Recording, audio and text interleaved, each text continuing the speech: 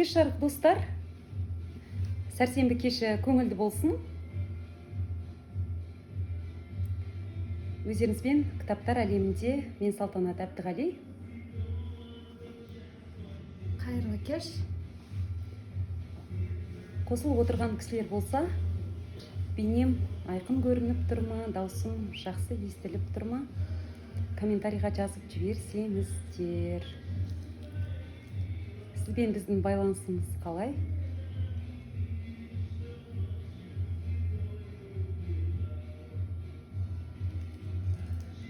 Барлығы дұрыс шығар, иә?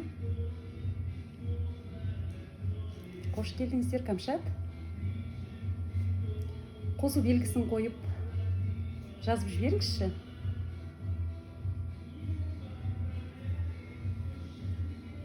Қадірлі оқырман, қайталап айтудың жөн санап отырған жоқпын. Кешеден бері өздеріңіз куә болып отырсыздар. Кітаптар әлемі жобасының 2 жылдық мерейтойын тойлаудамыз. Қош келдің, Жанерке.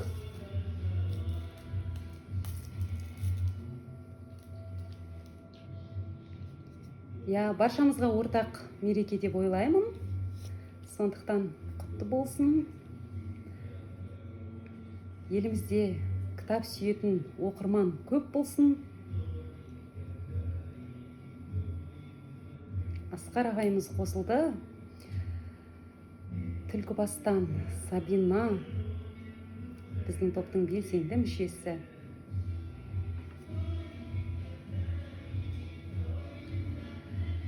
Қуанышымызды бөлісіп, құттықтау жазып отырған, жылы лебізін жолдап жатқан барлық достарға шексіз ризашылығымызды білдіргіміз келеді.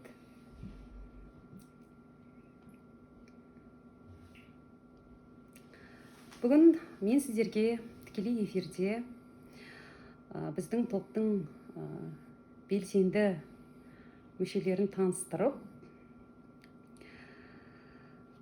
сол кісілерге демеушіміз дайындаған тойдан тобықтай деген дана халқымыз сыйлықтарын үлестіріп таратқалы отырмын. Қуаныш мырза, қош келдіңіздер.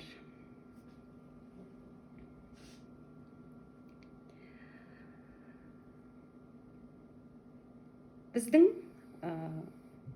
жобамыздың жұмысы жаңадан басталған кезде тобымызға Мирас есімді балғын оқырманның анасы Бану ханым қосылды. Содан кейін Мирас пен Мансұр екеуі ағалы інілі Қобыланды батыр жырын жатқа оқыды. Барлығымыз таңырқадық, сүйсіндік. Шәкәрім атамыздың өлеңін жатқа оқыды Мирас. Тәрбиенің қайнар көзі батырлар жырында екенін ешкім жоққа шығара алмайды.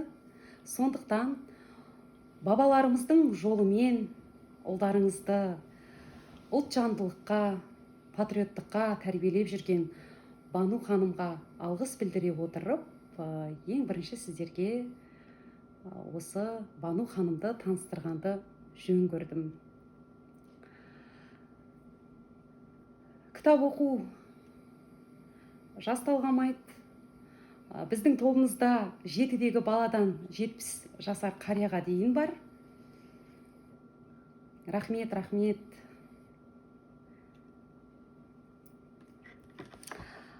Нұрила Ақтан, біздің Жамбыл облысы Сарысу ауданынан тағы да бүлдіршініміз бар.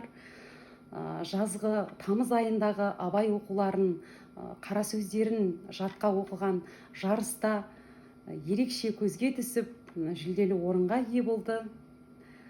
Нұрила балабақшада, Нұриланың анасына да Салтанатқа бүгін үлкен алғыс білдіргіміз келіп отыр. Астанадан бастаған екен біз. Бану ханымнан кейін Астанадан Назгүл Алаудин. Жақында бізде жазбаша айтыста жүлделі орынға ие болды. Назгүл бізде апта сайын оқырмандар әр сенбі күні өздері оқыған кітаптарын ұсынып ой бөлісеміз. Паркердің сөзін айтып өттім, өткенде сізді ойлауға мәжбүр ететін кітап ол өзінің нағыз міндетін атқарған кітап деп.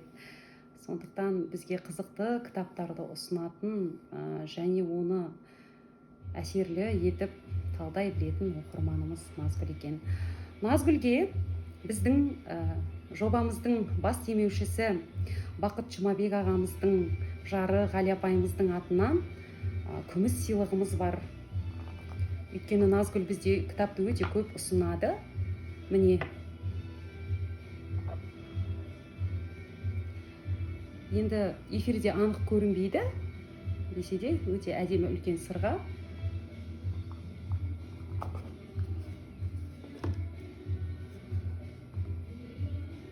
Ажарым қосылды. Қарағанды қаласынан бізде Құдайберген ағамыз бар, топтың үлкені. Бізді үнемі қолдап, жастарға дем беріп, өзінің жылы сөздерімен біздің жұмыстарымызды Телеграм арнасында көптеген топтарда бөлісіп отырады. Рухани демеушіміз деп айтсақ болатын шығар, Алматы қаласында Гүлім Омар деген ару қызымыз бар. Жазбаша айтысқа да қатысады, оқырмандарға арналған 10 сұраққа да жауап береді. Мәтін жазу. Сонымен бірге Гүлім Омар сыйлық алған кітаптарын таныстырудан да алдына жан салмайды. Гүлімді қай қырын айтсам екен деп ойланып отырмын. Жан жақты, білімді, парасатты біздің топтың белсенді мүшесі. Гүлім Омарға да біздің, кешіріңіздер, міне мынадай Ғали апайымыздан әдемі күміс сырға бар.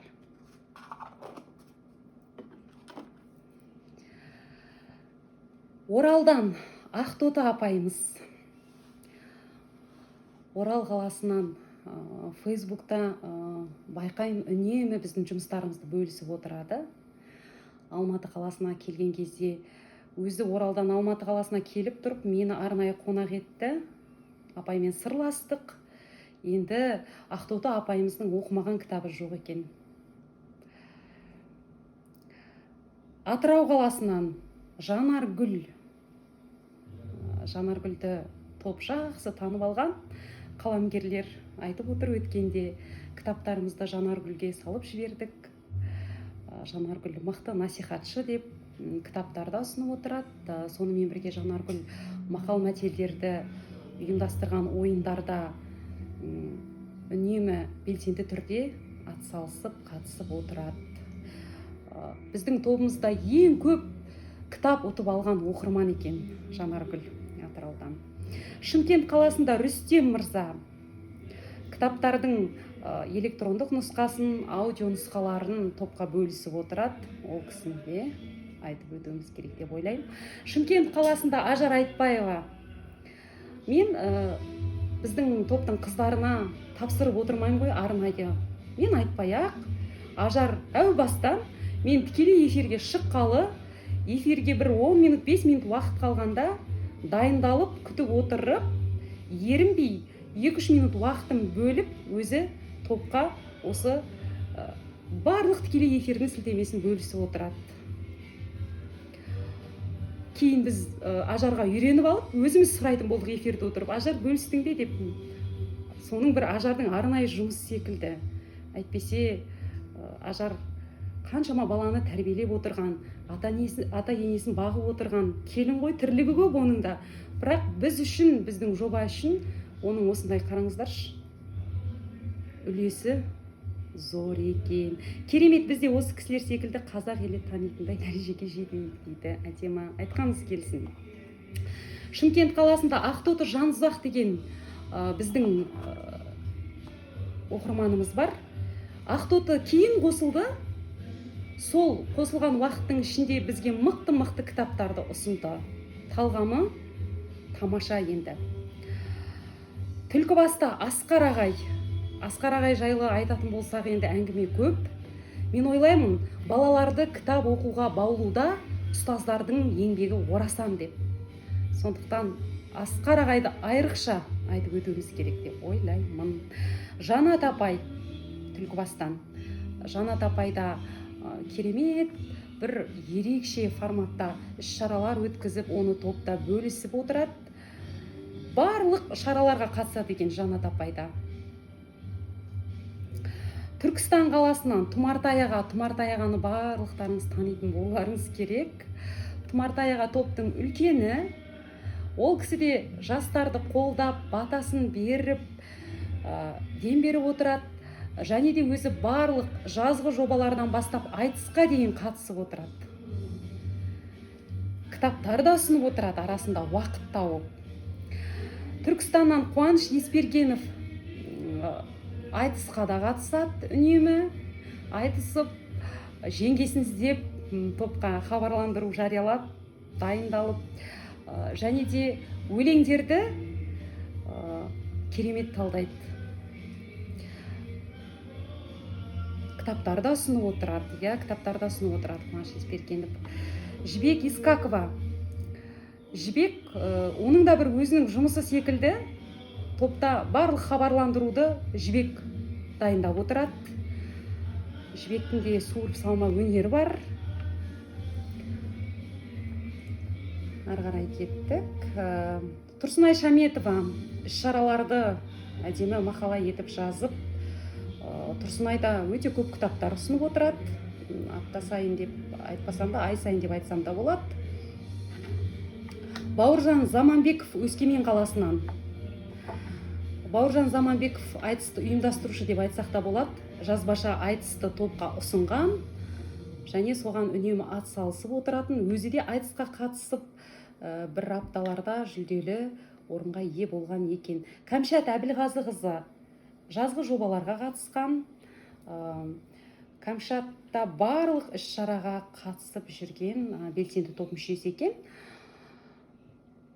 Оқырманға арналған 10 сұрақ. Және сонымен бірге біз үш алыбымыз Мұхтар Әуезов, Шерхан Мұртаза қыркүйек айында Оралхан Бөкейдің туған күні қарсаңында өткен шараларда көзге түскен. Біз сол кезде жылдам кітап оқыдық. Оралхан Бөкейдің Кербұғысын оқыдық. Сол кезде Кәмшат жедел сұрақтар жарияланғаннан кейін, қателеспесем, Гүлназ 5 минут, 5 минуттың ішінде сұрақтарға жауап беріп, өзінің тапқырлығымен, өзінің білімділігімен, парасаттылығымен, өзі өлең де жазады Кәмшат. Айтыстарда да, алғашқы өткізілген ең тартысты топта өткен айтыстарға да көзге түсе білген екен. Назым Қожамарова Шерхан Мұртазаның шығармашылығына арналған 10 сұрақта да Назым өзі жолда кетіп бара жатырмын деп жазып жіберіпті.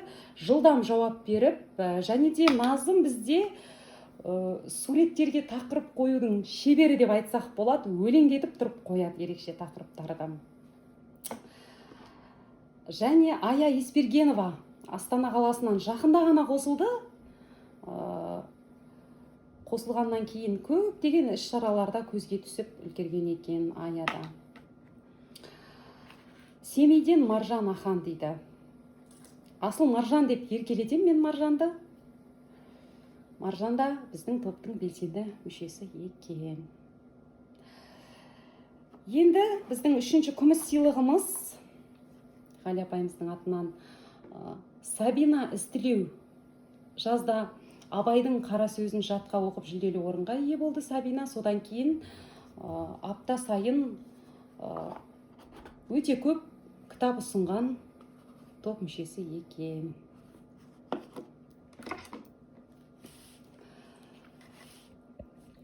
Осы ат аталған және тағы да қазір мен атын аталмай қалған белсенді топ мүшелеріне қазір біз қаржылай сыйлықтарды Гүлназ аударып үлестіретін боламыз. Назар қойып тыңдағандарыңызға, тамашалағандарыңызға көп рахмет. Кітап оқи жүріңіздер. Біздің кітап жанашырлары оқырмандар клубына қосылыңыздар, кітап құмарлар тобына қосылыңыздар. кітап оқуды бірге насихаттайық. Келесі тікелей эфирде жақсылықпен жүздескенше.